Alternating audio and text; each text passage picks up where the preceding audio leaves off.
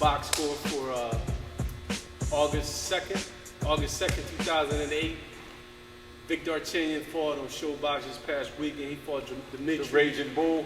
Raging Bull. He was back, baby. He was. I was one of the people that thought he was done, but he came back and in dramatic fashion stopped Dmitry Kirillov. And so that was a step up in weight, right? Yeah, he was actually, this is like his third fight at 115. So after he lost to Donaire, he moved up to 115. Okay.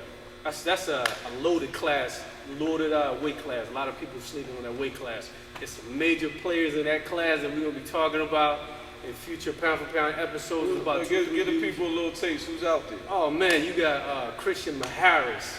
He's the #1 ranked.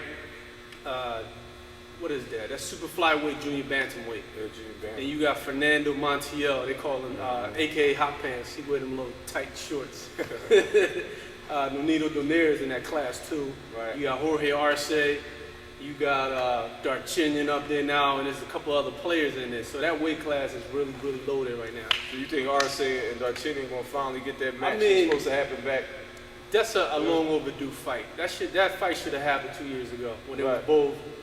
They both lost. They both got knocked out. The luster faded. You know what I'm saying? Right. So I think that'll be a logical fight, is him fighting Arce, because if he fights the other two top tier all-stars in the division, Christian Maharis and Fernando Montiel, he's gonna get aired out. He's gonna be overclassed. But enough of that. We want to talk about the former Lord of the Flies. He looked good this weekend, man. It's amazing what a devastating KO could do to a fighter's psyche. Make somebody grow a jab. I've never seen this dude throw jabs before. He came out holding his hands a little tighter than usual. Yeah. He came out pacing himself. He was still airing dude out in the first round, though. First round. It was classic Vic style, man. Yeah, he's not going to change. It's like your classic line, you are who you are player. You are who you are player. He was cautious. But after he smelled blood, he just came, vintage Darchinyan came out. So Darchinyan once again is a champ. You know, thanks to crafty matchmaking. How about the pre-fight where they said it was a big uproar? He was basically saying he doesn't respect anybody. That's just, it was nothing personal. I mean, that's the way he addresses all his fighters. He tell them he's gonna knock them out. He still doesn't think he was knocked out. He still said he was never hurt. I mean, you saw what happened when Donaire caught him. That was one of the knockouts of the year. A minute later, talking about he didn't hurt me. Yeah. He still thinks that he probably slipped and I don't know what happened, but you know, he's one of those dudes that his personality, to me, is what's going to take him a long way. Not his skill. He's cocky. We like arrogant. Yeah, cocky, arrogant fighters. I got a question for you guys. Like, this was the Showtime card, and you know, 08 religiously, HBO and Showtime just been going head to head almost every time someone makes a fight. They have another fight on the same night, and you know, to their credit, you know, who do you say won this particular week? Because Showtime been kind of giving HBO work this year, as far as the cards and the results. Well, HBO wins because it was the rebroadcast of the potential fight of the year. What a great fight. So on that right there, if you didn't drop the $50 to see that fight last weekend, you got a good fight. Yeah. So but really, on action, Showtime gets it. They had two great stoppers. You got to talk about that fight, man, because the way he hit him. Now, who are you talking about? I'm talking about Andre Durrell when he on the undercard of the Darchinyan fight. It's one of those classic Thor thunder hits. Bam! Split his head right away. It looked like it was on the chin, but when dude came back up, he was leaking. Right. When they wiped the blood away a little bit, he was leaking like a sip. I mean, he was bleeding profusely. He had like a 2-inch gash across his forehead. All right, so let's get to the main course of the evening. Everybody's favorite son, Brooklyn's favorite son, Super Zab Judah versus Joshua Clottey. Who would like to start talking about this fight? Because if you saw the pre-show, we kind of gave our synopsis on Zab's career and how we feel about him. And it's funny because Max finally admitted that he was pulling the bandwagon along, and I've never seen in all these years of commentating Max be so pro a fighter, making excuses for him in the ring, saying, he's showing that he doesn't want to quit. He has a lot of fighting. We never see you know, Max usually is the one to give you the straightforward X's and O's, but we know how Max feels about Zab. Max is the person who introduced Coltrane to Zab Judah a long time ago.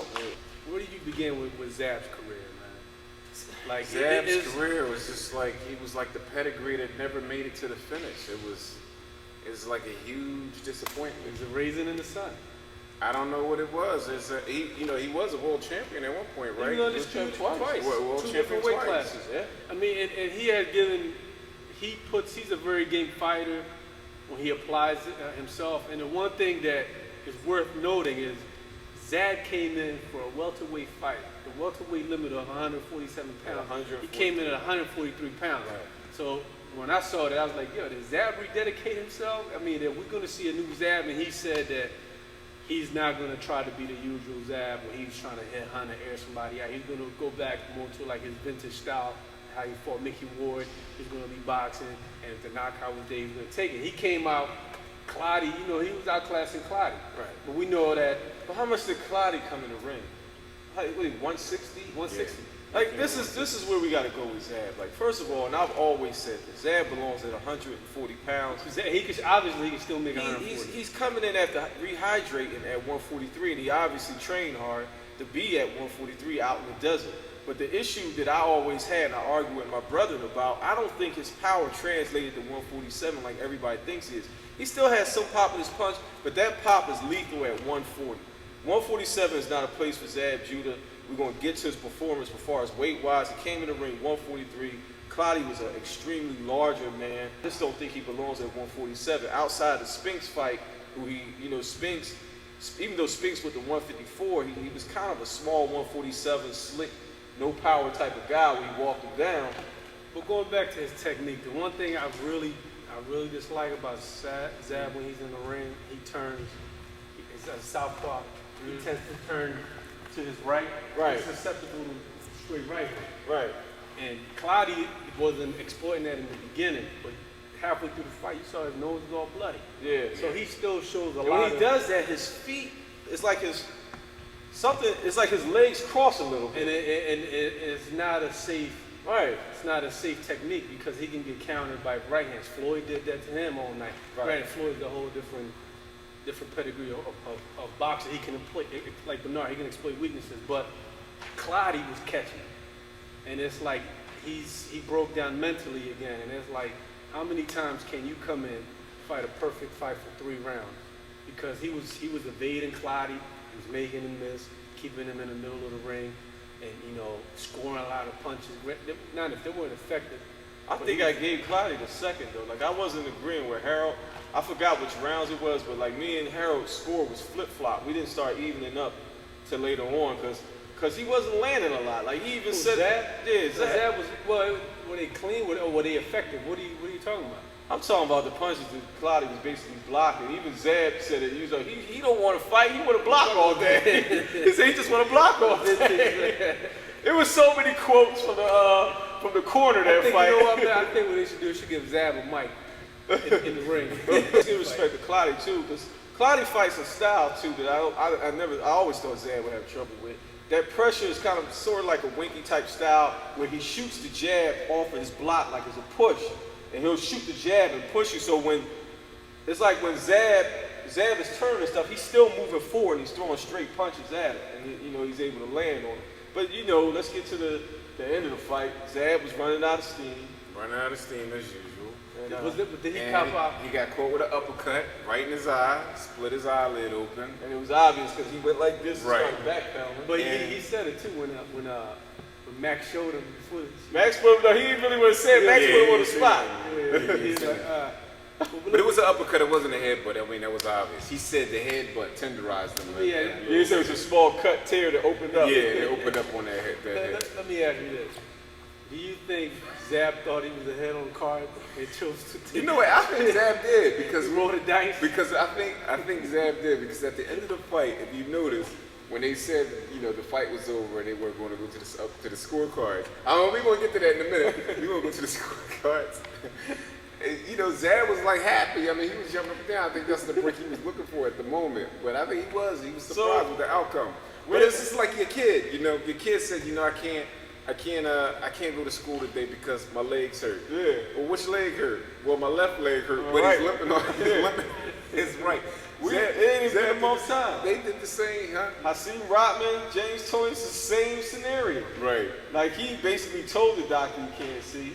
The doctor wiped the blood from his eye. The doctor put him on the spot. He said he asked 3 times and tested him. Yeah. 3 times he said he couldn't see. Right.